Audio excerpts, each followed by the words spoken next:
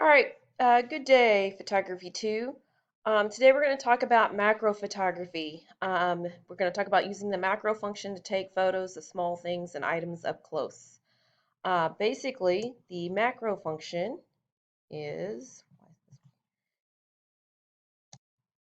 the macro function allows us to take pictures of things like flowers, bugs, um, leaves, anything that's really up close so that you can actually see the detail in what you're taking. And most of our, and actually all of our cameras can do this. All of these photos that you're seeing were taken by students that have taken this class. Um,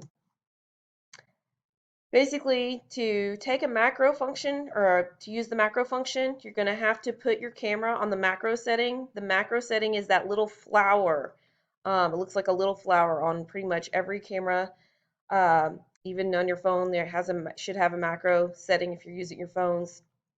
But it's usually in the shape of a flower, and it's what allows you to get really up close to the very small things, and then for them to still be in focus. Um, sometimes it's a scene choice, sometimes it's a whole separate function. So you're going to have to find it on your camera. If you can't, let me know and I'll try to help you. So what you do, once you've got your camera on on the macro function, you want to fill the frame with your choice of small object, whether that is a plant, a bug, just a leaf, um, anything in your yard, anything in your just outside or even inside. If you want to do something really small, like people do this with like their um, toy cars and things like that. We usually did outside things just because it was that's what we had at the school, was a lot of outside things. Obviously make sure that you hold your camera steady and make sure that it fills the frame. And then basically you're going to make sure that you pay attention to perspective, because because the perspective does make a difference. In other words, similar leaves in these two pictures.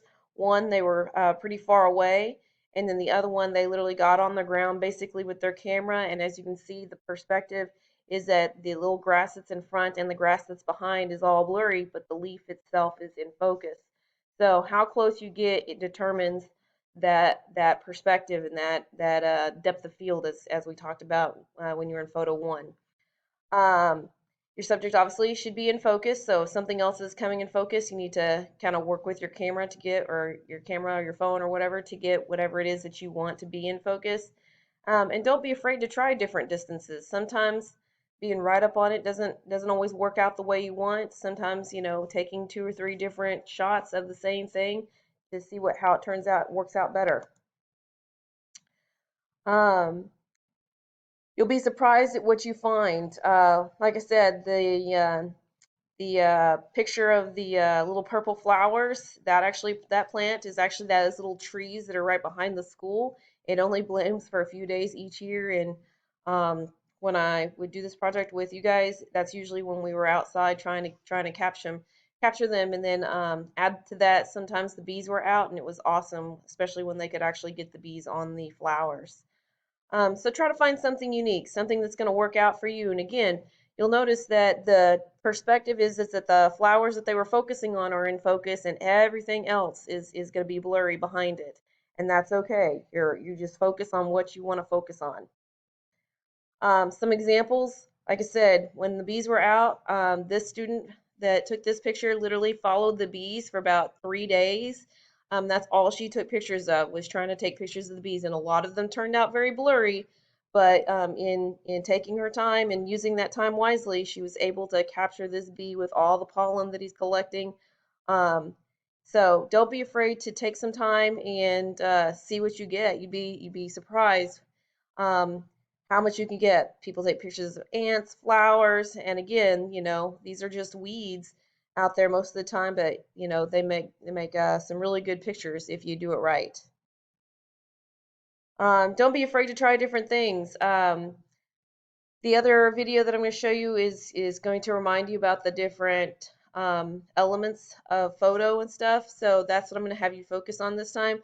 A lot of these, when you're doing nature, you have to get close up, so you have to use the macro function. But even so, you can, be a little further away and get something a little different. It doesn't matter to me. Um, just be aware that, it doesn't have to be something special. It can be just every day. All of these things were outside the school or in the gazebo area, in the courtyard, wherever. So you can find things right outside your house to take pictures of. And don't be afraid to try something different. Again, the one on the left was somebody actually took their camera somewhere else. That was flowers that they found somewhere else. And the one on the right is literally the bushes right outside the school. They got super close to all the stems coming off of it, and it, makes it look completely different than when you're looking at the whole thing. Thank you for taking the time to join me for this video, and should get to your assignment shortly.